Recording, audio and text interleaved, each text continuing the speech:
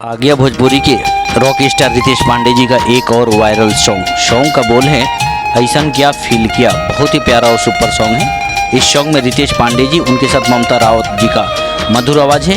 गाने का राइटर गोविंद ओझा जी और म्यूजिक भी सजाया है गोविंद ओझा जी ने। इस गाने में रितेश पांडे जी के साथ में शिविका नजर आएंगी। इस गाने की शूटिंग मलेशिया में हुआ है। यह कोई मूवी का सॉन्ग है। बहुत ही प्यारा और ब्लॉकबस्टर सॉन्ग है। यह सॉन्ग यशी फिल्म से कल सुबह 7 बजे रिलीज किया जाएगा।